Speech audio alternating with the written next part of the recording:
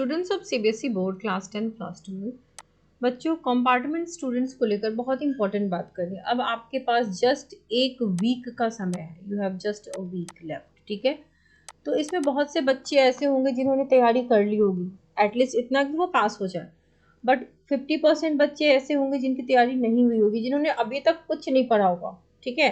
They are just waiting कि last week कुछ हो जाए, ऐसा मैजिक या कुछ।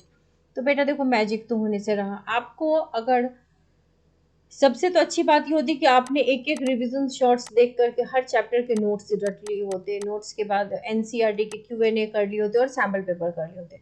कर लिया है तो बेटा वेल एंड गुड, आप अच्छे नंबर ले आओगे। लेकिन अगर नहीं कुछ हुआ है, एटलीस्ट ट्राई किया पीवाईक्यूज मैक्सिमम से मैक्सिमम कर लो, जितना आपसे बन पड़ता है उतना पीवाईक्यू आप कर लो, ठीक है। कम से कम 7-8 साल का कर लोगे और उसको याद कर जाओगे तो क्वेश्चन डेफिनेटली इतने तो उसमें से जरूर रिपीट हो जाएंगे कि आप अच्छे से पास हो जाओ। प्लस अगर आप कर सकते हो तो एनसीईआरटी के, बेटा अभी भी समय है, 7 दिन है, 8 दिन है, आप कर सकते हो। एनसीईआरटी के क्यूएनए रट जाओ, प्लस सैम्पल पेपर कर जाओ। इसमें से आपसे जितना होता है, नहीं कुछ हो रहा तो एटलीस्ट पीवाईक्यूज पे आप फोकस कीजिए, उसको याद कर जाइए। और एग्जामिनेशन सेंटर में पास होने का सबसे इंपॉर्टेंट तरीका है, you have to present well. यानी कि अगर कोई कीवर्ड है उसको हाईलाइट करो। वर्ड लिमिट्स का बच्चों बिल्कुल ध्यान रखते हैं, ओवर नहीं लिखते हैं, अंडर नहीं लिखते हैं, मतलब बिटवीन द रेंज रहना चाहिए हमेशा।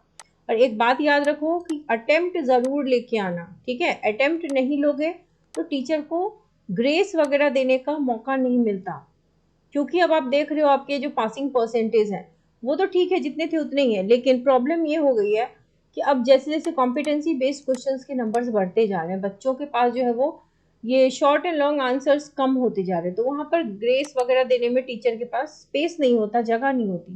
तो अटेम्प्ट लोगे तो ही तो teacher half half half half करके आपको पास करा पाएगा। उसी तरीके से स्टेप्स लिखना मत भूलिए। कोई मान लो न्यूमेरिकल है तो आपको पहले क्या करना होगा, फॉर्मूला लिखना तो जरूरी है, लेकिन उससे भी पहले आप गिवन लिखोगे, क्या गिवन है, फिर फॉर्मूला लिखोगे, फिर आप कैलकुलेशन करोगे और फाइनल रिजल्ट लिखोगे। किसी भी प्रॉब्लम सॉल्व करने में ये 4 स्टेप्स बहुत इंपॉर्टेंट होते हैं। एमसीक्यू जब करोगे तो option, answer number and the answer keyword, वो सारी वर्ड्स हमको लिखने पड़ेंगे, तभी जाकर के हमको मार्क्स मिलेंगे, ठीक है। स्टेप्स मार्किंग होगी। And for compartment students moderation is there, क्योंकि बेटा अगर क्वेश्चन का सेट किसी भी बच्चे को डिफिकल्ट मिला तो आप अपने सेंटर पे टीचर को जरूर बताओ। उससे क्या होगा कि अगर डिफिकल्ट सेट है तो मार्क्स थोड़े से बढ़ जाएंगे। और अटेम्प्ट लोगे तो टीचर आपको ग्रेस दे करके पास जरूर करा पाएगा, ठीक है। 33% is a passing criteria. 10th में क्या होता है, थ्योरी प्लस प्रैक्टिकल मिला के आपको 33 लाने हैं।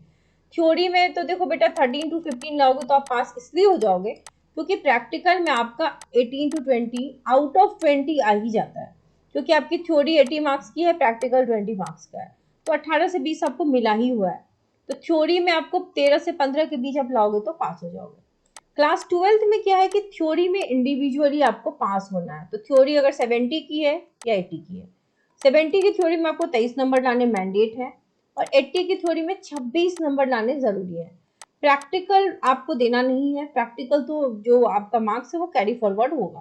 प्रैक्टिकल उन्हीं को रिपीट करनी है जिन पे रिपीट प्रैक्टिकल आया है या वो एब्सेंट थे, ठीक है। अब इस 23 मार्क्स को लाने के लिए आप कम से कम 18-19 मार्क्स का एग्जैक्ट सही बनाओगे, प्लस अटेम्प्ट्स लेके आओगे, तो टीचर आपको 23 दे पाएगा। सिमिलरली 26 मार्क्स के लिए आप 21-22 मार्क्स का सही बनाओगे और प्लस अटेम्प्ट्स लिए है इनफ, तो टीचर आपको 26 दे पाएगा। बट कोशिश करो बेटा कि आप ज्यादा लेके आओ, ठीक है ना। बेटा ऑलरेडी बैचेस तो रन कर हो रही थी, अगर आप केमिस्ट्री में अभी भी प्रॉब्लम हो रही है तो you can get enrolled in the batch. Email कर सकते हो इस नंबर पे, व्हाट्सएप कर सकते हो आप। बैचेस में अब क्लासेस तो देखो आपको रिकॉर्डिंग सब मिल जाएंगी जितनी लेक्चर्स हो चुके हैं उसकी, प्लस आपको मोस्ट एक्सपेक्टेड क्वेश्चंस पर चैप्टर की पीडीएफ, एनसीईआरटी के नोट्स, जो फॉर्मूला शीट्स हैं वो, देन नेम रिएक्शंस की शीट, बहुत सारे अलग अलग शीट्स हैं that would help you in revising, mind map, तो ये सारी आपको मिल जाएंगी। तो you can still join, but the course fees is ₹1000। तो अगर आप इंटरेस्टेड हैं तो डू ज्वाइन द बैच।